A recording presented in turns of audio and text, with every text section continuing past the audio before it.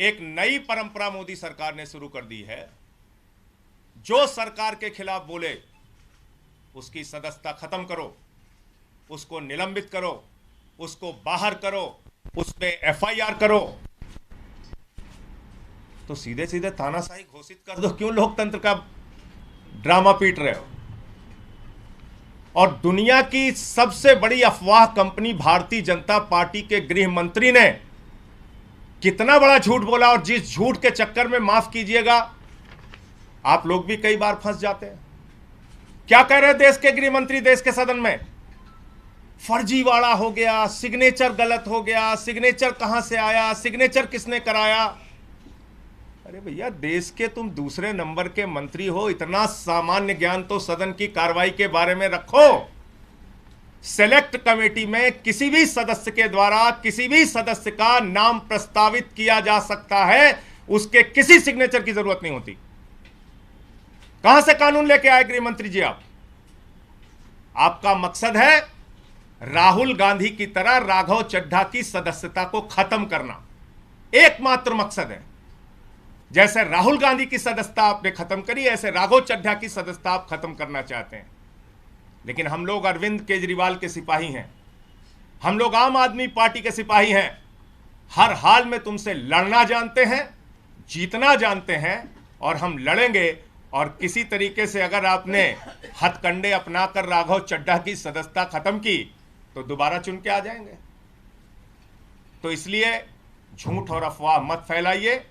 कोई भी सदस्य किसी का भी नाम प्रस्तावित कर सकता है। बाकी और विस्तार से नियमों के बारे में राघव चड्ढा जी आपके सामने जानकारी देंगे।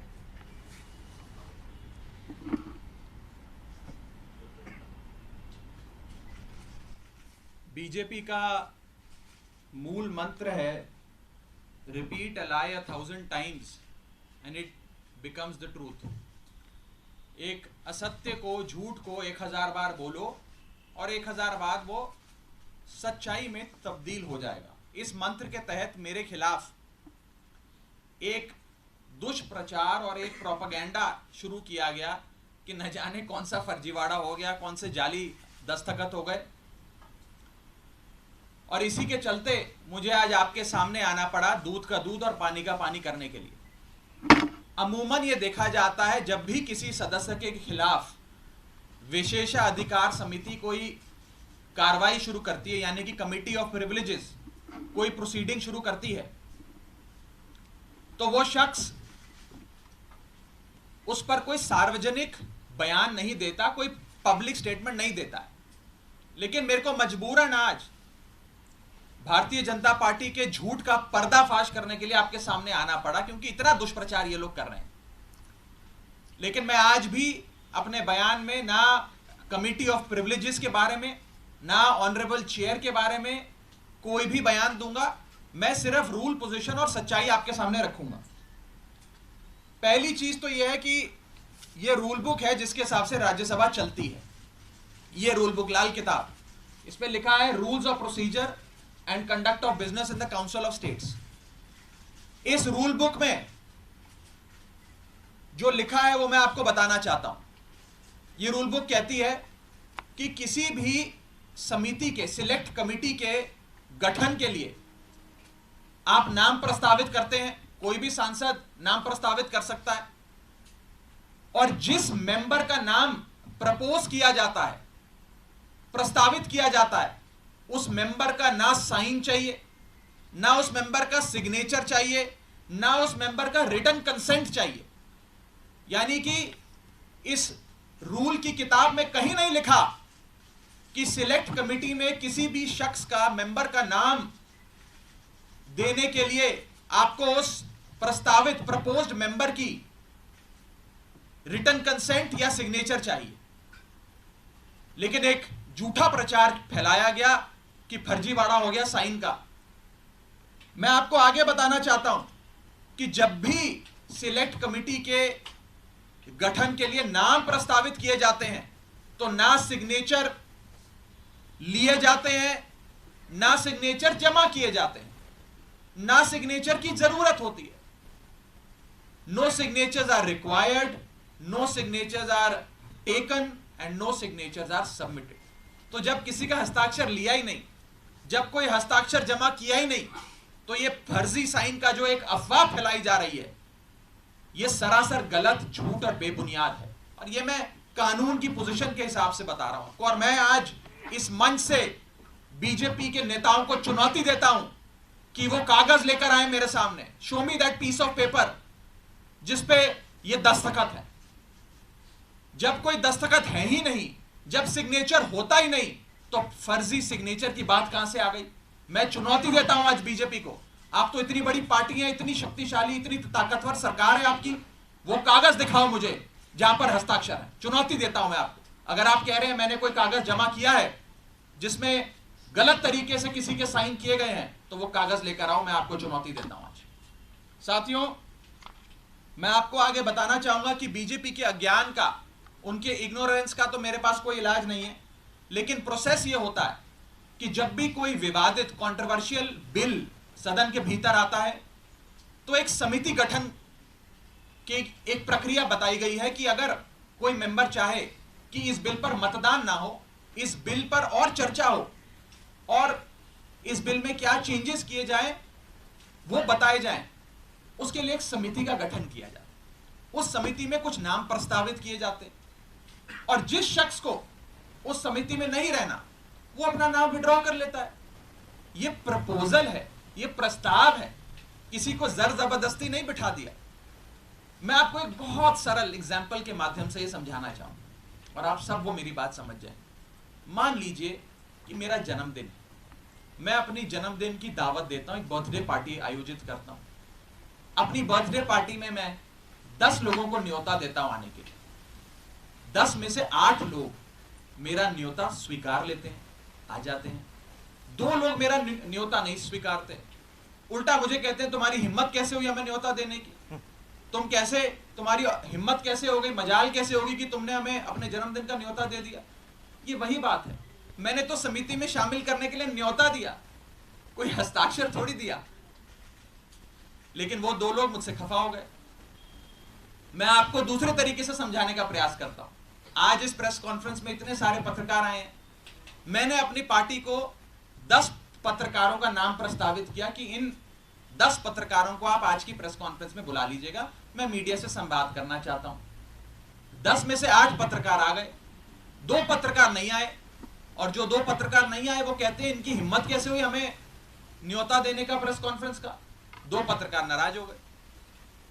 ये साफ तौर पे इस समस्या का एक सरल सा एग्जाम्पल है। मैं ये बात रखना चाहता हूं कि जो मेरे खिलाफ कंप्लेंट्स दर्ज हुई, जिस मामले को कमिटी ऑफ प्रिविलेजेस को रेफर करा गया, उसका ये पार्लियामेंट्री बुलेटिन है, सरकारी डॉक्यूमेंट है। मैं आज बहुत सबूत लाया हूं दिखाने के लिए आप सबको, ताकि दूध का दूध और पानी का पानी हो जाए।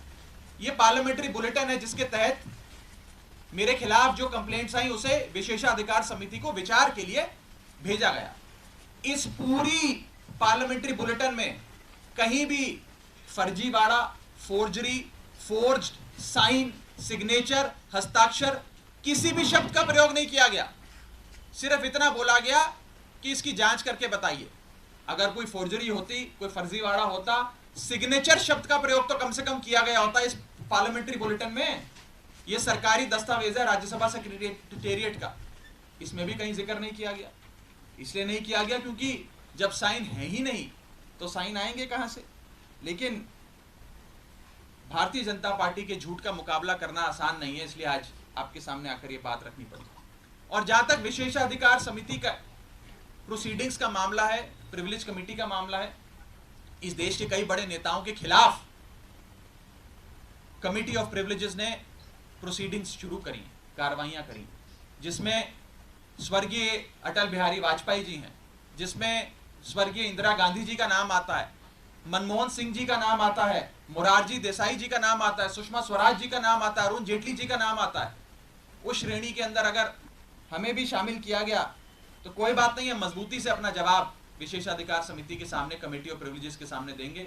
मैं शहीद आजम भगत सिंह की धरती से आता हूं और पूरी न्याय की लड़ाई लड़ूंगा और मेरा विश्वास है कि कमेटी ऑफ प्रिविलेजेस अंत में दूध का दूध और पानी का पानी कर कर न्याय अवश्य करेगी। यह बात थी कि क्या हुआ। अब मैं आपको संक्षेप में यह बताना चाहता हूं ये हुआ क्यों, ये विवाद कहां से खड़ा हुआ, ये क्यों इतनी अफवाह फैली। ये इसलिए फैली क्योंकि सोमवार दोपहर को सदन के अंदर आम आदमी पार्टी की ओर से मैंने पूरी मजबूती से दिल्ली के अध्यादेश पर अपना वक्तव्य दिया और उसके ठीक 6 घंटे बाद मेरे खिलाफ बीजेपी ने यह आरोप लगाने शुरू कर दिए। इनको दिक्कत यह नहीं है कि मैंने नाम प्रस्तावित करे, इनको प्रॉब्लम यह नहीं है कि मैंने किसी कमेटी के गठन के लिए कुछ एमपीज के नाम दे दिए। इन्हें दिक्कत यह है कि एक 34 साल के युवा ने हमें खड़े होकर ललकारा कैसे, एक युवा ने हमसे मजबूती से सवाल कैसे पूछे और कैसे इस सुपारी जितनी पार्टी, जैसा कि गृह मंत्री जी कहते हैं, इस सुपारी जितनी पार्टी के एक युवा सांसद ने दुनिया की सबसे बड़ी पार्टी के सबसे बड़े नेताओं से देश के सबसे बड़े सदन में खड़े होकर सवाल कैसे पूछे। इन्हें दर्द इस बात का है। हमने अपने वक्तव्य में बीजेपी के पुराने मैनिफेस्टो दिखाकर उनके डबल स्टैंडर्ड्स को एक्सपोज किया, दिल्ली वालों के लिए न्याय मांगा, यहां तक कि लाल कृष्ण आडवाणी जी और स्वर्गीय वाजपेयी जी के लिए न्याय मांगा। यह दर्द शायद बीजेपी को सता रहा है, जिसके चलते आज वो मेरे खिलाफ कंप्लेंट्स कर रहे हैं। ये लोग मेरे पीछे पड़ गए, बीजेपी पूरी तरीके से मेरे पीछे है। मैं आपको बताना चाहूंगा कि इस हफ्ते के ये दूसरा नोटिस कमिटी ऑफ प्रिविलेजेस का मुझे आया है। It is the second time कि मुझे किसी विषय में कमिटी ऑफ प्रिविलेजेस ने नोटिस दिया हो एक ही हफ्ते में। शायद ही इतिहास में कभी आज से पहले ऐसा हुआ हो। और मैं ये बताना चाहता हूं कि आज के समय हर संभव प्रयास किया जा रहा है कि विपक्ष की आवाज को दबाया जाए। जैसे राहुल गांधी जी की मेंबरशिप छीन ली, हमारे 2 सांसद संजय सिंह जी, सुशील कुमार रिंकू जी, दोनों को सस्पेंड कर दिया, लीडर ऑफ ऑपोजिशन का माइक ऑफ किया जाता है। अगर कोई विपक्ष का साथी खड़े होकर अपनी बात रखता है तो सदन के अंदर खड़े मंत्री उन्हें धमकी देते हैं कि तुम्हारे घर इन्फोर्समेंट डायरेक्टरेट आ जाएगी, सीबीआई आ जाएगी, बैठ जाओ चुप करके। इस प्रकार से एक अघोषित आपातकाल लगाने का प्रयास बीजेपी इस देश में कर रही है और उनका यही मकसद होगा शायद कि मेरी आवाज को भी दबाया जाए। लेकिन मैं कहना चाहता हूं कि ये युवा आवाज है, अरविंद केजरीवाल की एक सिपाही की आवाज है, ये आवाज दबने वाली नहीं है। आप कार्रवाइयां मेरे खिलाफ जितनी मर्जी करिए, आरोप जितने मर्जी लगाइए, लेकिन ये आवाज ना दबेगी ना बंद होगी। और अंत में मैं हाथ जोड़कर बस इतनी विनती करना चाहूंगा आप सब मीडिया के साथियों से कि ये जो आप लगातार पिछले 3 दिन से बीजेपी के झांसे में आकर ये चला रहे हैं कि कोई फर्जीवाड़ा हो गया, फोर्ज सिग्नेचर हैं, मेरा आपसे हाथ जोड़कर निवेदन है कि इस प्रकार की झूठी खबरें ना चलाएं। मैं आपसे कहना चाहूंगा कि आप सच दिखाएं।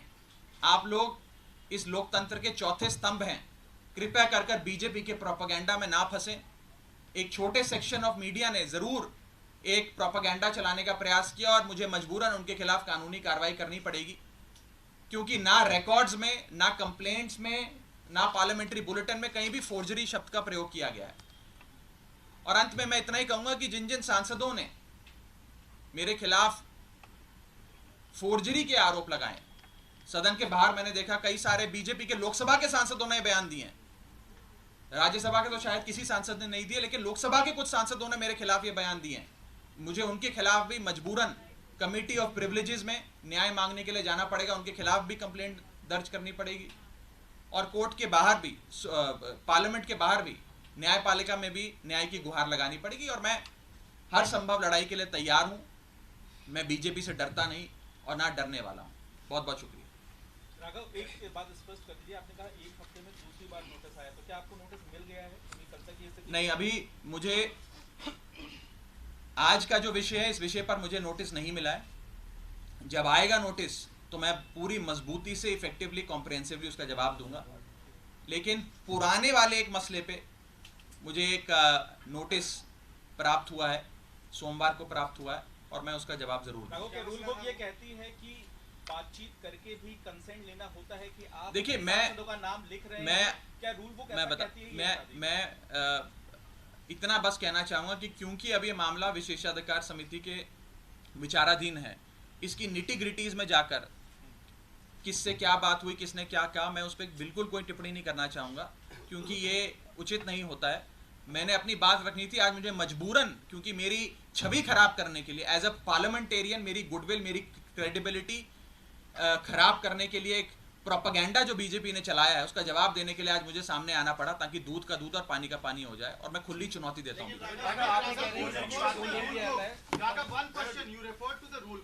Susmit Patra of the BJT also referred to a rule book on the floor of the बिल्कुल House. ठीक। saying सारे that जवाब was अब not taken. सारे जवाब अब विशेषाधिकार समिति के सामने दिए गए। Sir, लेकिन